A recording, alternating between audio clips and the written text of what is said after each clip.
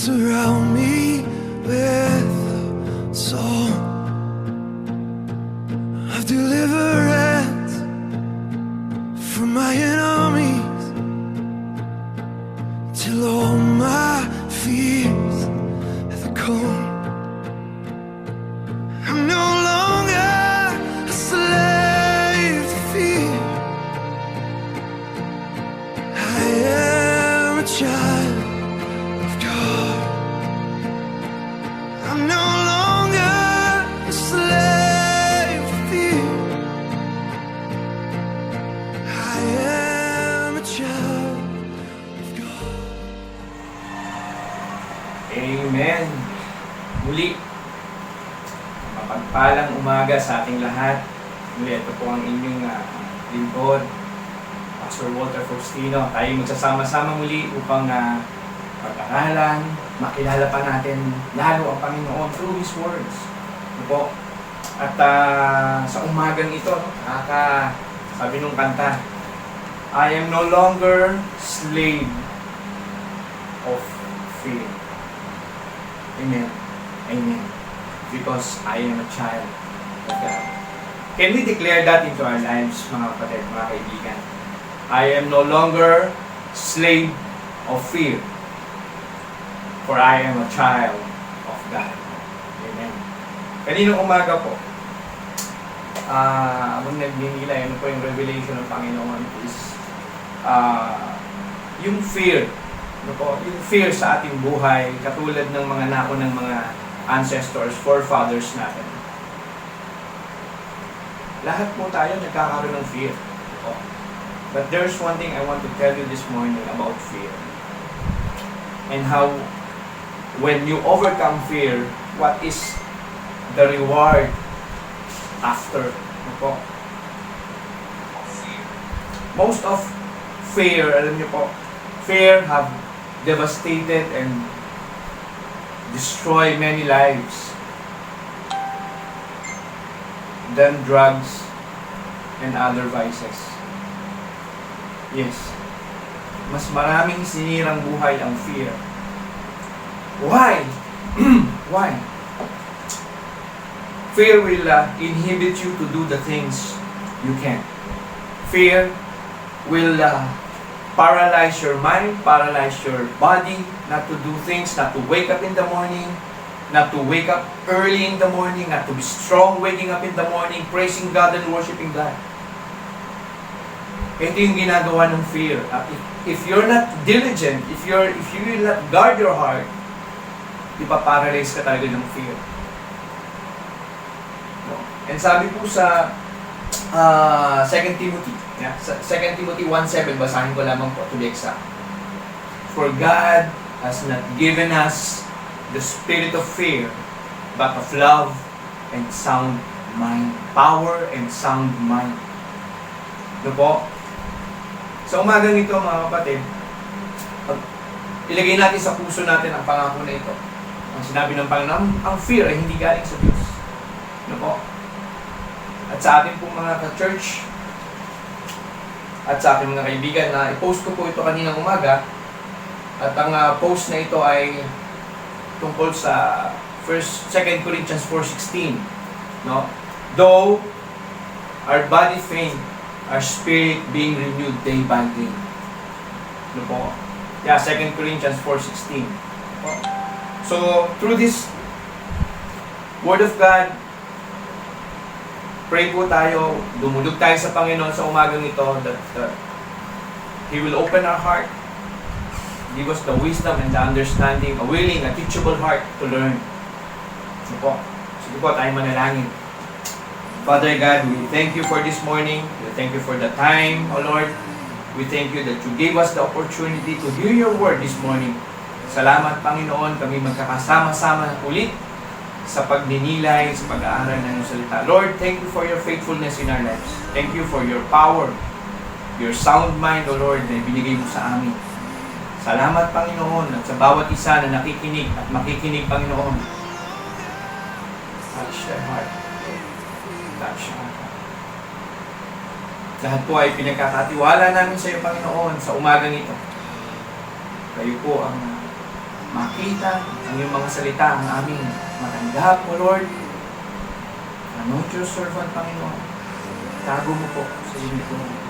Gamitin mo lamang po ang iyong lingkod, O Lord. Ihayag ang iyong salita. Maraming salamat po, Panginoon. Sa pangalan ni Jesus. Amen. Amen. Amen.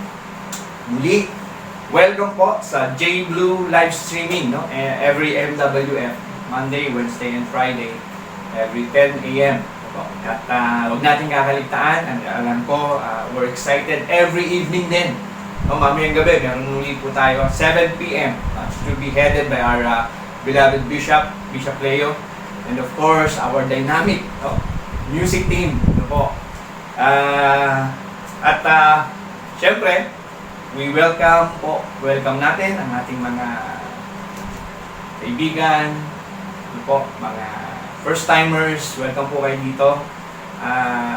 Ating pong mga pastors, no po, lalo dyan sa Alpan, no po, sa Oriental Mindoro, no po. Sila Pastor Bear, amen, Pastor Jonah, hallelujah, no? Sila Pastora Diday, Pastora Merla, amen. Mga ating mga church leaders po dyan, mga evangelist, si Sister Leia, no po, Pagudsan, no po. Sino pa po? Yung mga leaders po natin dyan at mga members, no po, sa J Blue Calapan, welcome po tayong lahat. No po. Kay Pastor Gab dito sa Parañaque at kay Sister Marivic, ano po. At dito po sa ating J Blue Church Bacoor, welcome po natin siyempre our pastors, no? Palagi natin binabanggit, our musician pastor, Pastor Edgar and Pastora Chat, no? Bueno, and Pastor Chic, ang ating pong admin, and Pastor Alvi, ang ating music ministry head, and syempre, ang ating pong magulang sa ating church, no po? Reverend Stella, and Bishop, no po? Bishop Leo L. Bedanya Jr. Po. Si Bishop Leo po ang ating senior pastor sa ating J Blue Church.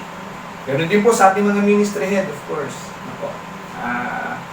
I hope magsama-sama po tayo, magpalakasan po tayo. Let God equip us this morning. Nako. And let the Lord bless His word. Nako. So, tayo po ay nasa Genesis 26 ngayong araw na to. At ang pag-usapan po natin ay ang buhay ni Isaac. Nako. So, to begin with, let me read, mga kapatid, ang teksto ngayong umagang ito sa chapter 26 ng Genesis. Genesis 26, chapter 1 to 5. And there was a famine in the land, no? Meron daw tagtuyot o taggutom. There's challenges, no po? Beside the first famine that was in the days of Abraham. Naranasan na ni Abraham at naranasan ni Isaac na yun. Parehong may panahon ng taggutom, may challenge. And Isaac went unto Abimelech, king of Philistine, unto Gerar. No? Gerar is it's part of the Jerusalem, southeastern of Jerusalem, a district province na hanggang ngayon this is under the Philistine. Ito po. And the Lord appeared.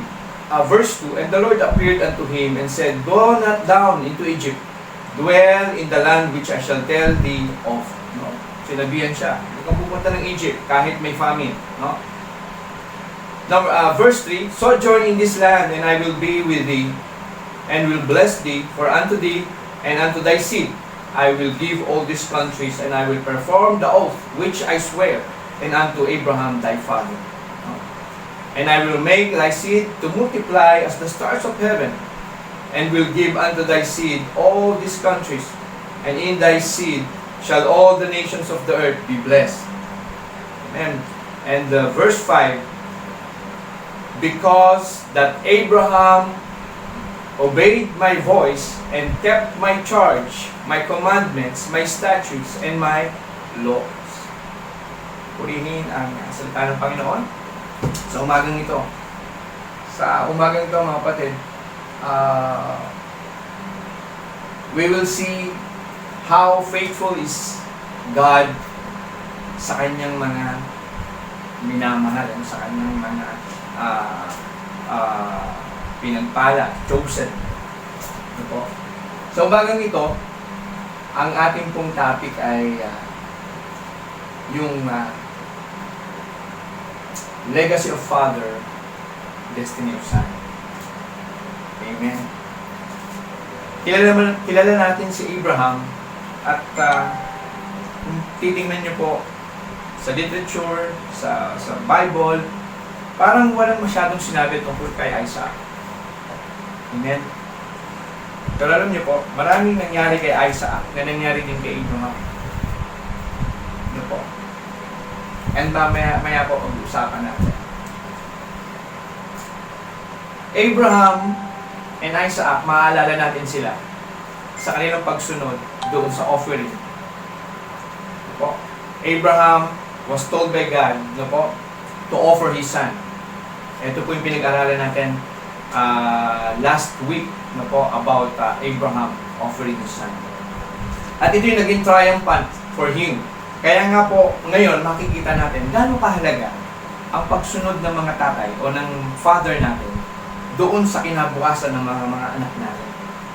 Kaya, legacy of father, destiny of sons. Ano po? Sa atin pong mga magulang, mga minamahal, ilagay po natin yung ating sarili sa umagang ito na hingin natin talaga sa Panginoon, Lord, let me focus on your word today. I want to understand the importance ng legacy sa aming pong pamilya. Importance nung pagbibigay ng pagkilala sa Ama sa aming pamilya. Paano po ba kami magkakaroon, Panginoon, ng talagang tamang relasyon sa iyo? Because eto po kasi yung naging key o susi. Ano po? Kung bakit naging victorious yung lineage na pinili ng Panginoon. Ano po? Sabi nga sa Bible, Abraham is the father of faith. Ano po? And anong impact nitong pagiging father of faith niya kay Isaac? Hallelujah. Ano po? So, umpisahan po natin. Ano po? God's promise, assurance, and fulfillment. Ano po? So, may tatlo po tayong points today. Number 1, God's promise. Ano po? Sa kahit sino sa atin, ano po? Ang Panginoon, meron ng binalak sa atin, meron ng pangako sa atin. Nga lamang, dahil nga po wala pa tayong ganap na relasyon sa ating Panginoon, hindi tayo nakakarinig ng salita, hindi po natin alam kung ano yung pangako ng Panginoon sa atin. At sa buhay ni Isaac, babasahin ko po sa inyo yung pangako ng Panginoon. Genesis 26, verses 3 and 4. Okay? Genesis 26, verses 3 and 4. Sojourn in this land. Manatili ka dito sa land na to, sabi ng Panginoon kay Isaac. I will be with thee. Ako isa sa iyo. And I will bless thee. For unto thee and unto thy seed, sa iyong mga anak, I will give all these countries, and I will perform the oath which I swear unto Abraham thy father. Ano po? Yun ang pangako ng Panginoon sa kanya. I will be with thee, I will bless thee, I will give these countries, I will perform my oath to your father Abraham. And the verse 4, and I will make thy seed to multiply as stars of heaven, and I will give unto thy seed all thy countries, in thy seed shall the nations of the earth will be blessed. Hallelujah, hallelujah, hallelujah. Ang Panginoon po, mga kapatid, sa patuloy na pagsunod ng mga tao, doon lamang makakakilos. Pag ikaw ay nag-umpisang hindi sumunod, diyan magkakaroon ng pagputol. Kasi lumalayo ka. If you go out, no, from the word of God, God is not obligated to bless you. Ano po? Bakit may pangako? Bakit may pangako? Ano po? The promises of God is for human, for people, for us, to see what's ahead of us. At mga kapatid, niyo po, walang binalak ang Panginoon. Walang binalak ang Panginoon sa buhay ng tao kundi tayo mapabuti.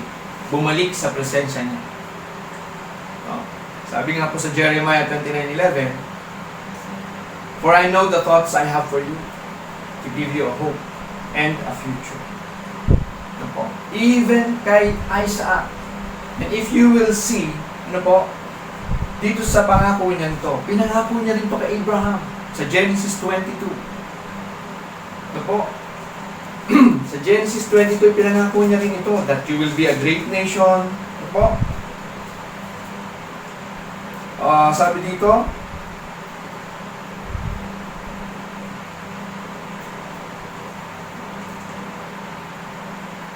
yan. No? Pinangako rin kay Abraham. Ako, behold. Ako, let it not be grievous. Okay? Dali lang po. Ayan. Sabi dito, I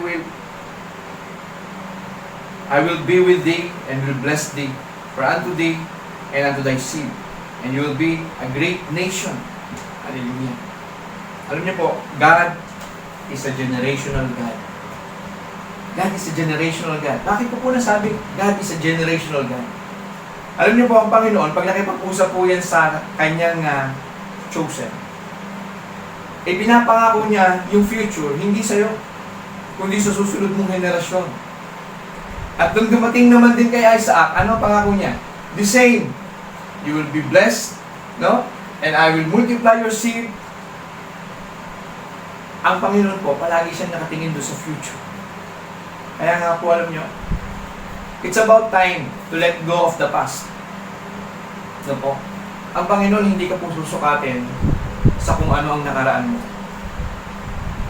Mas interesado kasi siya doon sa future mo. Ano? Amen?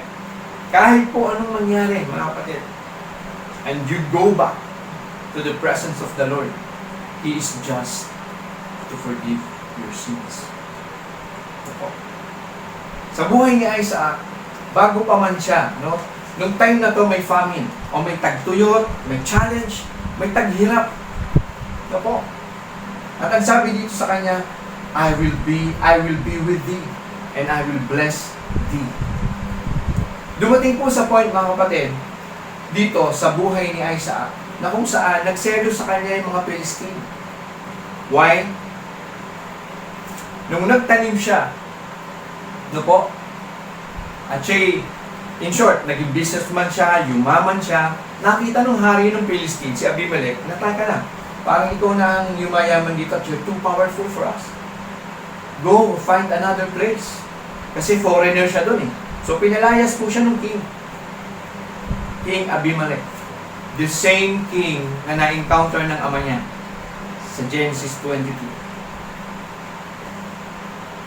Pag binasa niyo po itong dalawang to, itong Genesis 26, ang dami pong nangyari sa mag-ama na to na pareho. But God didn't let these situations derail the plan of God to these people.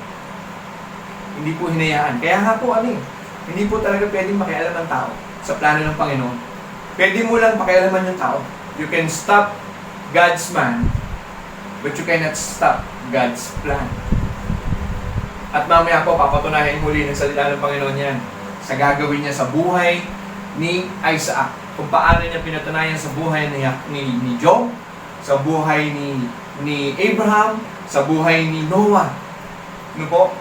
So, number 1 po, ang Panginoon nangako kay Isaac. Amen? God's promise. Number 2, ano kaibahan ng tao pag nangako at ang Diyos pag nangako? Okay, alam natin. Ang tao pag nangako, pwedeng mabago, pwedeng hindi matupad. Amen? Ang Diyos po, pag nangako siya, at pinlano nyo na yan, hindi mo na kayang tigilan yan. Amen? Dito sa number 2, God's assurance. God's assurance, Genesis 26:5. Sabi dito, Bakit siya bibigyan? Tingnan niyo po ha. Tingnan niyo po itong magkakasunod na verse na to. Sa verse 4 po ng Genesis 26, sinabi niya doon na I will multiply as thy seed as many as stars in heaven. Thy seed shall all the nations of the earth be blessed. Blessed, verse 4. Tingnan niyo po sa God's assurance. Okay? Genesis 26:5. Because that Abraham, ano daw po ang dahilan? Dahil sumunod si Abraham sa aking tinig. Because Abraham obeyed my voice and kept my charge. Ano yung ipinagkatiwala ko sa kanya? Ginampanan niya. My commandments, pinrotektahan niya. My stature, yung aking, inirepresent niya ako ng tama. Ano po? And my laws. I want to give a point on this, my stature. Stature ng tao. Alam niyo po, mga kapatid, tayo pong lahat kasi ay tumatayong ambassador ng ating Panginoon. Ambassador in a sense, wala pong pinakaiba. For example, tayo, sa secular, no, naalala ko tuloy, nung ako ay bata pa, I remember this contest na sinasalihan namin. Sabi sa akin ng ibang teacher, no, Walter, ikaw bagay kang ambassador. So, ang nasa isip ko na I will be a lawyer and then I will become an ambassador of the Philippines sa ibang bansa. Hallelujah. Amen. Opo, as young as grade 3. Opo. At nung time na yun, to make the story short, hindi po nawala sa isip ko to. Pangarap na to. Opo. Pero because of different things happened to my family, ano po, hindi po ako natuloy ng pag-aaral ng pag-aabogado. Pero deep in my mind, kung pwede lang sana. No? Pero alam niyo po, ang bait ng Panginoon. Hindi man po ako naging abogado, no po, para maging ambassador. Binigyan niya po ako ng kabiyak na abogado. Hallelujah. At kasama rin din po sa ministry. No? Ang pangalan niyo po ay si Atty. Bern Carrasco. Alam niyo po, minsan yung gusto mong mangyari, hindi nangyayari kasi mayroong the best plan from God. You know? So, dito po sa assurance, sinabi dito, kaya ko ito gagawin dahil sumunod sa akin ang iyong ama na si Abraham. So, ito po yung ibig sabihin ng legacy of father. Kaya mo ina-enjoy ngayon yan, Isaac, kasi sumunod ang tatay mo. Legacy of our father. Kaya ka may favor sa akin kasi sumunod ang ama mo. Kaya kita napuprotektahan dahil alam ko, pinlano ko na. So, and sabi pa dito sa Genesis 26:24, and the Lord appeared unto him the same night, no po, and said, I am the God of Abraham, thy father. Ako ang ama. Ako ang Diyos ng iyong ama, na si Abraham. Fear not, for I am with thee, and will bless thee, and multiply thy seed. No po, Genesis 26:24 yan. Tama. Multiply thy seed for my servant Abraham's sake. Dahil kay Abraham.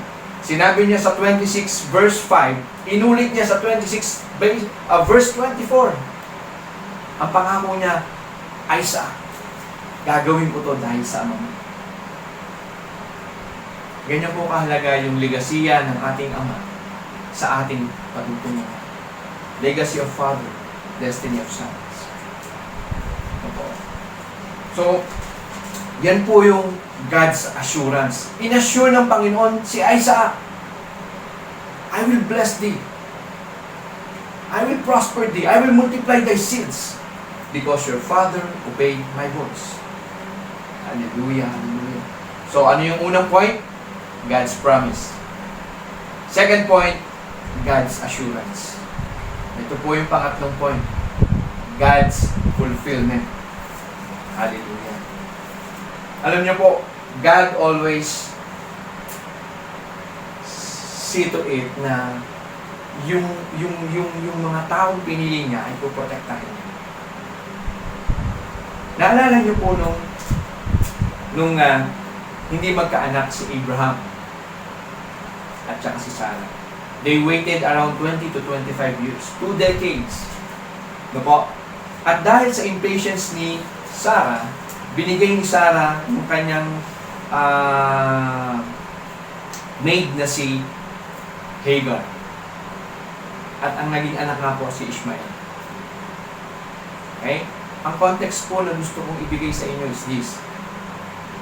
Yung tao may paraan para ma-intervene. No? May paraan siya para matupad yung gusto ng Diyos sa kanya. Pero hindi niya naiintindihan na yung paraan niya, hindi yung paraan ng Panginoon. Okay? Nung ipinanganak si Ishmael, no po, at nagkakaroon ng conflict kay Sarah at kay Hagar, at dumating nga sa point, no po, ang sinabi ng Panginoon, hindi yan ang magiging tagapagmana mo. Ang magiging tagapagmana mo ay manggagaling kay Sarah. Huwag ka mag-alala, Abraham, kasi ibibless ko rin si Ishmael. Alam mo, ito po yung magandang maintindihan natin. May paraan ng tao.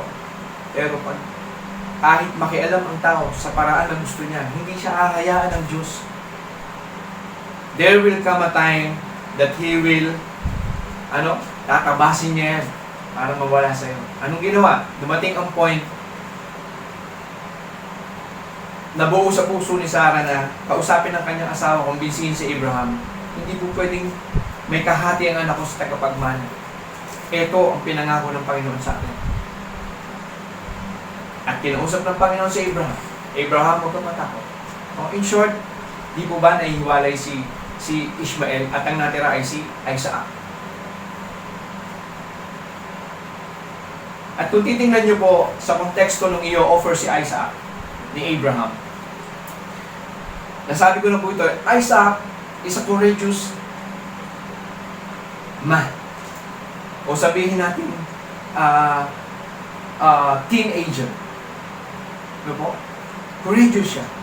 Alam niyo po kung bakit? Walang sinabi sa Bible na siya'y pumalag sa kanyang ama. Walang sinabi sa Bible na siya'y ayaw niyang sumunod sa kanyang ama. Ang sinabi sa Bible, tumulong siya sa pagbubuhat ng kahoy, paakyat ng bundok, no? At siya'y nag-wonder, sabi niya, Father Abraham, bakit po meron po tayong kahoy, meron po tayong knife, meron din po tayong apoy, pero wala pa po tayo nung iaalay. Okay? Pero tingnan niyo yung paninindigan ni Abraham. Tingnan niyo po yung faith ni Abraham sa Panginoon. Sabi niya, God will provide.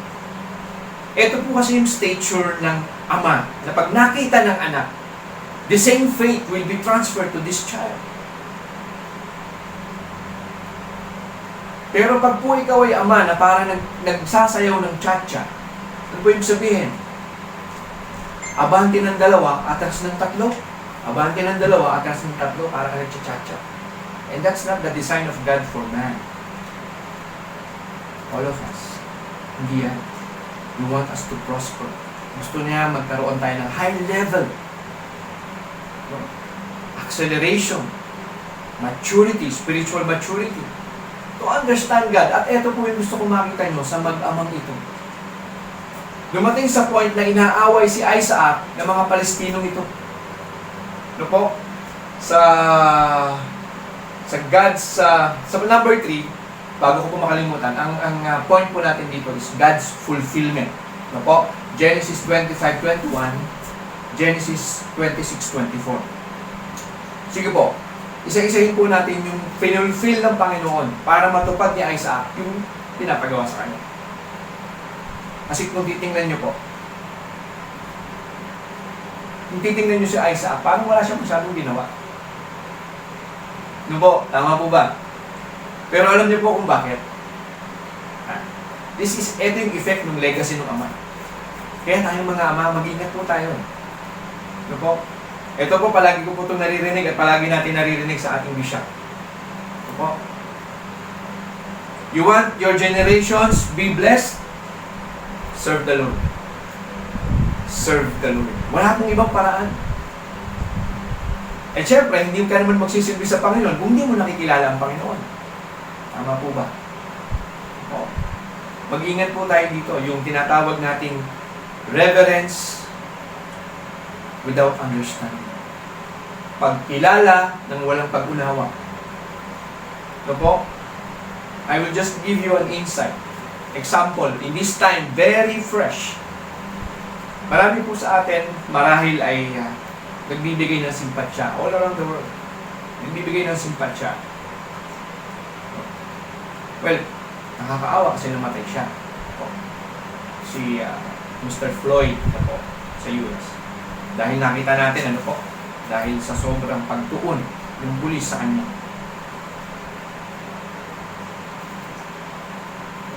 Reverence without understanding. Pinikilala ngayon siya sa buong mundo na parang hero. Tama ba? Nakawawa siya. Racially discriminated. Pero pag binalikan niyo po yung history niya, kung bakit may ganong aggressive na yung pulis, yung pulis sa kanya, kasi kilala siyang criminal. Ilang beses na siyang nakulong through cocaine. 3 times. 10 months, 8 months siyang nakukulong dahil dito. Nung siya ay nahuli ng pulis nung time na yon, siya ay high in drugs according sa autopsy. Kaya siya lumalaban. Hindi ko po sinasabi na fully tama. No? I disagree doon sa ginawa ng pulis na sinasabi na niya, I can't breathe, hindi pa siya iniayos. What I'm trying to say is this. Tingnan po natin yung buong picture at huwag po tayong magpadala doon sa emotion lang na yung nakita lang nating film clip, yun lang yung ating i-assess. No. Tingnan niyo po yung buong picture. Tingnan niyo po yung record nitong tao na to. Kung bakit merong ganung nangyari sa kanya. So ano pong ibig ko pong sabihin? We will reap what we sow. So dito po sa panahon ni Isaac, kahit inaaway sila, okay, unahin natin yung pangako sa kanya that you will have a seed and I will multiply. Kaya problema ng time na yon, katulad ng kanyang ama, mga kapatid, listen, katulad po ng kanyang ama. Abraham waited 20 to 25 years, 2 decades. The same with Isaac and Rebecca. Barren po si Rebecca. Pero sabi dito, Genesis 25:21, pakinggan po natin. 25:21. Basahin po natin. Sabi dito, and Isaac entreated the Lord. Nakiusap siya for his wife because she was barren. And the Lord was entreated of him. Nahabag ang Panginoon. And Rebecca, his wife, conceived. Amen. Mga kapatid, gusto ko po tingnan nyo yung divine intervention. Kung gaano ka similar ang ginagawa ng Panginoon para ang tao huwag mag-isip na dahil sa akin to kaya nangyari. Abraham is almost 100 years old. Nung nanganak, si Sarah around 90 plus years old. Naturally, hindi na pwede. No po? But God permitted it. Pagdating kay Isaac, his wife Rebecca is his first cousin. At that time, it is allowed in the culture of the Old Testament. No po? Rebecca is barren. Sa Tagalog po, no, excuse me for the word, baog. Hindi po pwede magkaanak. But Isaac entreated God at na-entreat ang Panginoon. Binigay ng Panginoon. Ano ibig sabihin? This is the work of the hand of God. Kung bakit may Isaac, kung bakit may Esau and Jacob. The same thing, mga kapatid. Tingnan nyo rin po ang nangyari kay Joseph and Mary. Hindi pa man nagsisiping si Joseph and Mary, God put a seed in Mary's womb. At kinausap niya itong dalawang to. And they obeyed. Nakita niyo po yung intervention ng Panginoon so that man will not boast. The same sa issue ng salvation. Ephesians 2:8. Consistent. No? For we are saved by grace through faith and not of your works so that no one can boast. Alam ng Diyos ang puso ng tao. Alam niya. At kung minsan mga kapatid, hear me out. Kung may gusto ka na hindi niya ibinibigay sa'yo, isipin mo na lang, ito yung mas makakabuti sa akin ayon sa Panginoon. Ulitin ko po, kung meron kang mga gusto at hindi mo pa makuha, ito po, bumalik ka sa Panginoon. Sabihin mo sa Kanya, Lord, give me the wisdom to understand itong nangyayari sa aking buhay. I don't want to be far from you, Lord. Gusto ko lamang po katabi kita, Lord. Guide me, lead my life, Lord. Ano po? So, in short, ano yung unang pinulfill ng Panginoon sa buhay ni Isaac at Rebecca? To pursue the generation? Binigyan sila ng anak. Pero imposible. Pero dahil nga, walang imposible at walang mahirap sa Panginoon, God made it. 2. God's acceleration. Genesis 26:24. Sabi dito, ano? And the Lord appeared unto him the same night. Verse 26, chapter 26, and said, I am the God of Abraham, thy father. 26:24. I am, and the Lord appeared unto him in the same night, and fear not, for I am with thee, and I will bless thee and multiply thy seed. Mga kapatid, yung pong word na multiply thy seed for my servant Abraham's sake. Amen. Alam niyo po kung minsan, nakakatuwa yung buhay natin bilang tao. Usually, naalala ko to dati pagka may namimili at kasama kami o kaya may pinupuntahan kaming lugar, ano po, pag nakita nila yung grandfather ko, yung father ko, minsan hindi na po kami pumipila. Yes. Out of respect. Sige po, Tatay Ponching, Kuya Wally, una na po kayo. Ito po. And syempre, nung bata ako, masaya lang ako. Pero ngayon ko po naiintindihan yung kahalagahan na pinanghawakan mo yung stature ng Panginoon sa buhay mo. The same with God to Abraham and the same with God's stature to Isaac. Nung siya'y pinalayas ng king ng Philistine, lumaban ba siya doon sa hari? Hindi. Kumbinsido siya na hindi siya pababayaan ng Panginoon niya, si Isaac. At ito nga po yung pangatlo, a land to be fruitful. Yung fulfillment, tandaan po natin sa Bible po, mga kapatid. Ang unang palatandaan na ang Diyos ay magpapalain ang isang nasyon o ang isang henerasyon o ang isang mga tao, He will give you land. Sa time ni Adam and Eve, ibinigay yung Eden. Ano po? Si Abraham, pinangakuan. Tumayo ka dyan. I will show thee the land.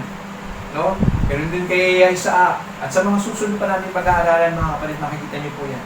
So ngayon po, kay Isaac, ang ganda ng istorya na to, a land to be fruitful. No?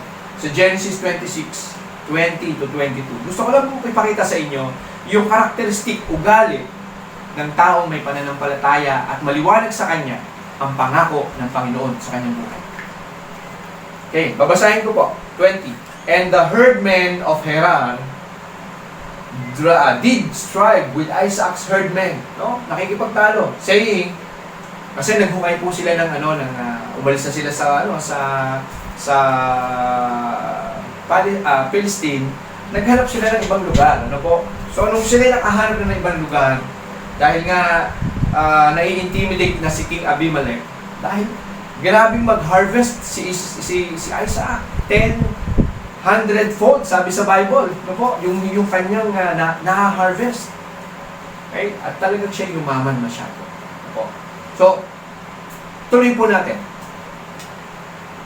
This water is ours, sabi ng mga herdman, ng mga Philistine. And he called the name of the well Esek.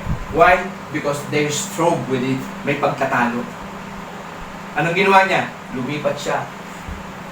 Nung may nangaangkin, may gulo, ayaw niya doon. Sige, lilipat ako. Watch this attitude. 21. And they dig another well and strove for that also. No? Ginugulo pa rin sila. Ano yung una? Esek. Ang ibig sabihin ng Esek, merong pagkatalo. Dito naman sa Sitna, tinetreten sila.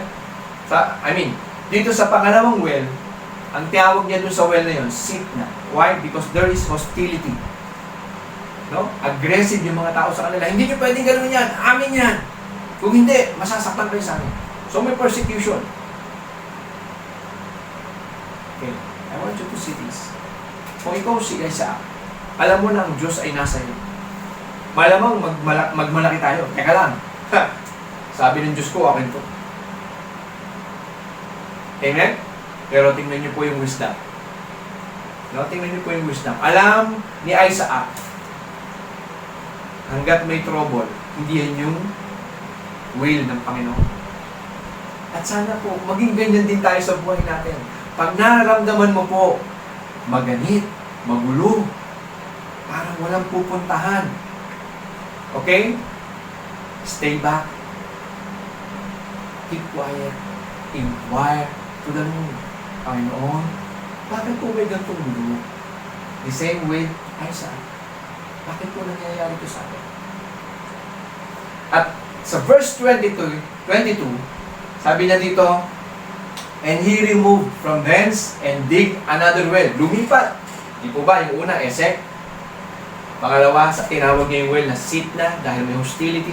At yung pangatlo, another well. And for that, they strove not. Wala na daw po. Pagtatalo, wala nang kiklaim ng iba. At sabi dito, he called that well Rehoboth. Rehoboth. No? Makikita niyo po ito sa Genesis 26, 20 to 22.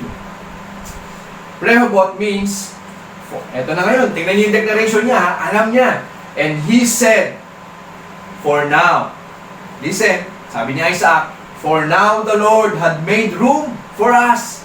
Ano po? Binigyan na tayo ng ating parte. Ito na po yung ating room. Binigyan na tayo ng ating land. And we shall be fruitful in the land. Nakakatuwa po na malaman, magkaroon ng ganitong wisdom si Isaac. Bunga na kung paano naging ama sa kanya si Abraham. Kaya legacy of father, destiny of son. Ganyan po kahalaga mga minamahal pong mga magulang, mga kapatid, mga fellow pastors. Ganyan po kahalaga, pinahalagahan ng Panginoon ang ating pagkamagulang sa ating mga anak. Kung paano po i-bless ang susunod nating henerasyon ay nakabase. Ano po? Nakabase. Kung paano tayo natutong sumunod. Kaya totoo po yung sinasabi, marami na po ako narinig ng pastor. Ano po? Gusto niyo pong maprotektahan yung susunod na henerasyon? Obey the Lord. Your obedience today is your protection tomorrow. Hindi po talaga ang ating yaman ang magbibigay ng assurance sa ating mga anak that they will have a good life. I am not also telling you, don't produce fortune for them. What I'm trying to say, first build the inner man of your sons and daughters. Kasi yan naman po yung unang sinabi sa atin ng Panginoon. Yan po ang role ng magulang sa anak. Ang role po natin ay what? To produce godly offspring. Hindi po sinabi ng Panginoon na to produce liberal-minded offspring to enjoy. To produce rebellious offspring so that they will have their life. To produce what? Material-loving offspring. Hindi po, ang sabi, to produce godly offspring. At kung mapapansin niyo po, the more na obedient ang tatay, the more na obedient ang magulang sa Panginoon. Ano po? Nagkakaroon ng processing sa anak, pero alam po natin, there's assurance from the Lord. Jeremiah 29:11, that I will give you hope and a future. At sabi dito kay Isaac, I will bless the next generation. I will multiply them. Ano pa pangako? Hindi kita iiwan. I will be with thee. No? So, kung mapapansin nyo, ang Panginoon po, unti-unti, dun sa fulfillment, unti-unti niyang ilalagay sa iyong buhay. I-equip ka. No? Kaya nga totoo yan eh. When God's order, He pay. No po? Naalala nyo po, si Jesus Christ, nung sinend off niya yung mga apostles, sabi niya, huwag kayo magdadala ng kahit anuman, reserbang sandalyas o kung anuman, pera o whatsoever sa inyong bulsa. Because God will provide. Ministry niya to, ibibigay niya sa atin ang kailangan natin. How many of us have this kind of heart to the Lord? Na magpahanggang ngayon ang ating saving grace, nakikita natin doon sa kakayanan ng tao natin. O church member natin. Hallelujah. Hallelujah, hallelujah. So, yun po yung number 3. Binigyan sila ng land, and this land will be fruitful. Okay. Ito ngayon, yung magugulat ka. Makikita nyo yung parallel na nangyari sa buhay ng kanyang ama, which is Abraham, at sa buhay niya. No? Babasahin ko lamang po. Number 4, under po to ng number 3. No? 3.4. Fulfill, after mong buuin ang isang tao, after mong i-bless ang Panginoon, anong iaayos niya? Relationship. Fulfill the relationship with men. Sino? Kanino siya may read? Kay King Abimelech. Pero anong sabi sa kanya sa Genesis 26, 28 and 29? And they said, sabi ni Abimelech, pag tinignan niyo po ito, at saka sa Genesis 22, halos iisa ang sitwasyon. Pinuntahan ni Abimelech si Abraham, dito rin kay Isaac, pinuntahan niya si Isaac. Ano ang sinasabi niya? Naniniwala ako na nasa inyo ang Panginoon dahil kayo ay pinagpapala. The same statement. No? Siguro kung may kaibahan man po, ay sa mga kasamang tao. Kasi doon po sa Genesis 22, kay Abraham, hindi po sinabi na kasama si Azuhat, yung kanyang friend. Pero dito po, kasama niya si Pikol, yung kanyang army commander, at si Abimelech, king ng Philistine. Sabi dito, the Lord has said, we said, let there be now an oath. No? Nakikipag-covenant sa kanya ngayon. Ano ibig sabihin? Yung stature ng Panginoon, nakita sa kanila. Tingnan niyo po yung mga susunod na sasabihin. Now, an oath betwixt us. No? 26, 28, 29. 26, 28. Sabi dito, and they said, we saw certainly, that the Lord was with thee. Ito si Abimelech na nagsasalita. And we said, let there be now an oath betwixt us, even betwixt us and thee. And let us make a covenant with thee. Bakit? That thou will not do us no hurt or no harm. No? As we have not touched thee. Kasi kung maalala niyo naman po, siya naman po ay pinaalis in peace. Pinaalis po siya, hindi po siya sabihin nating pinagtabuyan. No? Sinabihan siya ng king na lumayo ka, humanap ka na ibang lugar. At yun nga po, no? Nakahanap siya ng bagong lugar. No po? And sabi dito, sinasabi ng king, ni King Abimelech, and as we have done unto thee nothing but good, and have sent thee away in peace, thou art now the blessed of the Lord. No? At anong nangyari? Nag-feast sila, no? Sila ay nag-celebrate, at pagdating ng umaga, they rose up, at sinabi nila, they shake hands, no? And they departed in peace. Mga kapatid, I want you to see the power, and immeasurable spiritual power of God. Kapag you stay, you abide in Him, pag nag-abide ka sa Kanya, sabi nga sa John 15:5, tama po ba? John 15:5, sabi po, if you abide in me, and I abide in you, diba? Alam ni Isaac, mga kapatid, alam niya na kung saan ang kanyang gagawin, ang kanyang pagtitimpi, ang kanyang mga options ay led by the Lord. So sa umagang ito, mga kapatid, nakita natin na ang salita ng Panginoon, when He promised, He assured. From time to time, bibigyan kanya ng assurance. Kaya nga sabi po dun sa 2 Corinthians 4:16, though our body fainted, our spirit is renewed day by day. Kaya nga po, dito sa number 2 natin point, God gives assurance. From time to time, bibigyan ka niya. Kasi nga po, sabi din sa Corinthians, hindi ka bibigyan ng challenges na lampas sa iyong kakayanan. So alam ni Lord, pag nangihina ka na, just be faithful. God will come unto you. Just be faithful. Be steadfast. Let God be God in your life.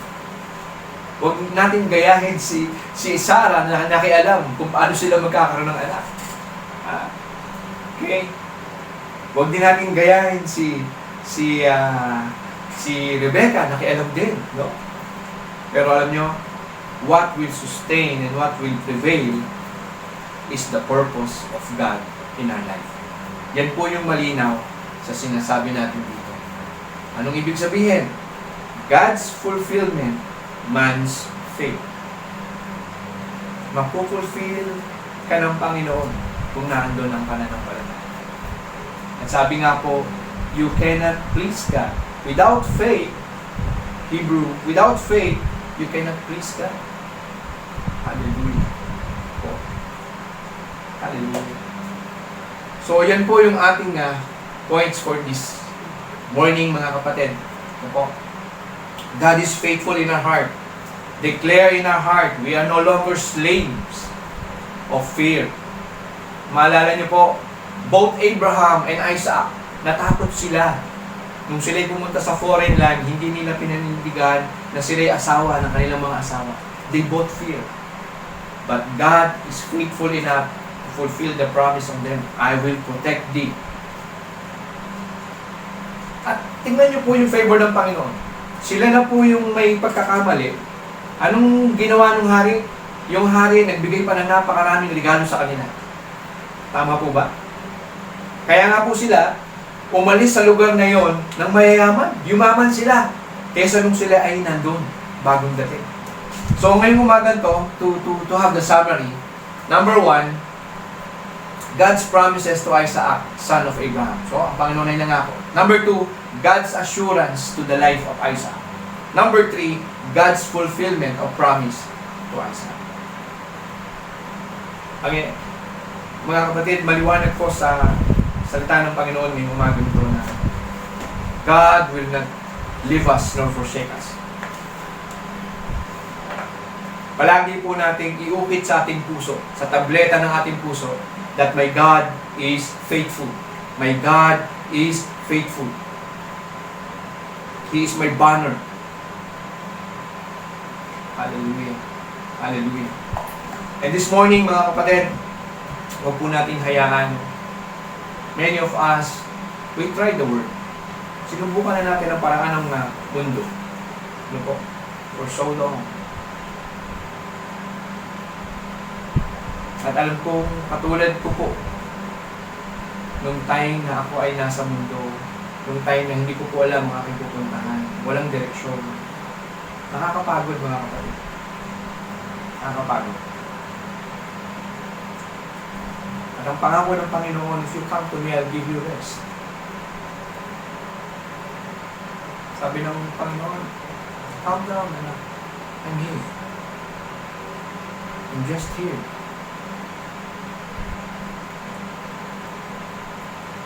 And I'm talking to all of you right now.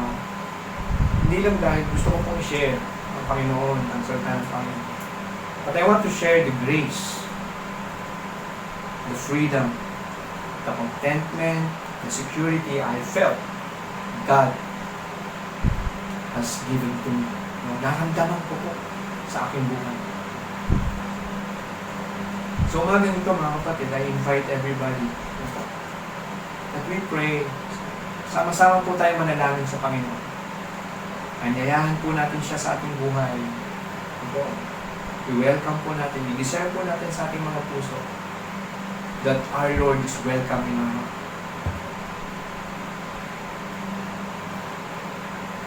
Unless you abide in me, sabi sa John, and I abide in you. Wala po talaga tayong magagawa kung wala ang Panginoon. God is a just God. If you just come in Him and tanggapin natin yung ating mga pagkukulang, ihingi Hihingi natin ng tawad yung ating mga kasalanan. Na kung dati hindi natin alam kung paano tayo hihingi ng tawad sa Panginoon. I have a good news. Ito po yung panahon na itinakda ng Panginoon sa inyo na makausap, makahingi ng tawad sa ating Diyos. Ihanda po natin ang ating puso. Sa umagang ito ay masimulan ng Panginoon ang kanyang purpose sa ating buhay sa paraan na tanggapin natin siya sa ating puso. Sige po, tayo manalangin. At mga kapatid, arihin niyo po na ang panalangin ito sa ating Panginoon ay sarili nating panalangin. Damahin niyo po sa inyong puso. Sige po, tayo manalangin. Ama, lumalapit po ako sa iyo sa umagang ito. Naunawaan ko po, Panginoon, ang inyong katapatan sa aming buhay. Pinatunayan niyo po, Panginoon, sa buhay ng aming mga ancestors. Pinatunayan ko po, Panginoon, mismo sa buhay ko, ilang beses man po akong sumuway, hindi mo po ako pinabayaan, Panginoon. Salamat, Panginoon, sa umagang ito. Ako'y humihingi, Panginoon, ng kapatawaran sa aking mga kasalanan. Mula po nang ako'y magkaisip hanggang ngayon. Lord, salamat sa kagaanan ng iyong pagmamahal sa aking buhay. Salamat po sa iyong regalong buhay na walang hanggan, Panginoon. At salamat, Panginoon, ako'y anak mo na sa oras na ito. Tinatanggap ka po namin, O Lord. Tinatanggap ka po namin sa aming mga puso. Pagharian mo po kami. Kayo po ang manguna sa buhay namin mula ngayon. At sa oras na ito, Panginoon, sa aking puso at sa aking isip, akin pong dinideklara na sa oras na ito, ikaw na ang aking Diyos at tagapagligtas, ang hari ng aking buhay. Maraming salamat po, Panginoon, at ako'y natagpuan mo sa oras na ito. Salamat, salamat. Ako na lamang po ang mananalangin. O Diyos, na aming pinananampalatayanan, Diyos ni Abraham, Jacob at Isaac. Kami po ay nananatiling nananampalataya at umaasa, O Lord, na kung paano mo po pinagpala ang aming mga ama na ito, ay tuloy mo pong pagpapalain ng aming henerasyon. Panginoon, ikaw po ang aming kinikilalang Diyos. Diyos na nagpadala sa aming tagapagligtas ng si Hesus Kristo. Panginoon, salamat po. Salamat sa iyong pagmamahal. Salamat sa iyong wisdom, Panginoon. Salamat sa iyong mga plano sa aming buhay. Lord, sa umagang ito, ang iyong mga plano at yung mga pangako iniyayakap namin sa aming mga puso. Babaunin namin ito sa araw-araw ng aming lakad, Panginoon. At ito ang magpapalakas sa amin. Walang sino man o anuman ang makapaghihiwalay, O Lord, sa aming pananampalataya sa inyo. Panginoon, sa umagang ito, sa iyo lamang po ang kapurihan. Amin pong ibinabalik ang papuri at pasasalamat, O Lord. Salamat po sa paggamit mo sa iyong lingkod. Patuloy mo po kami protektahan, O Lord. Maraming salamat. Sa iyo lamang po ang papuri, Panginoon. At ito'y aming pinagpapasalamat, O Lord, sa tanging pangalan ng Panginoong Jesus. At sa lahat ay magsabi ng Amen. Amen. Amen. Hallelujah. So yan po ang ating arahin sa umagang ito. Maraming pong salamat. At alam ko po, may ginawa ang Panginoon sa ating mga puso sa umagang ito. Ang pagpapala po at kapayapaan ng ating Panginoon Jesucristo ang iniiwan po namin sa inyo. Muli, Ito po ang inyong lingkod, Pastor Walter G. Faustino, in behalf of Jesus Be Lifted Up Church. Kami po'y nananalangin at nananampalataya that God will bless our generation. Amen. Amen.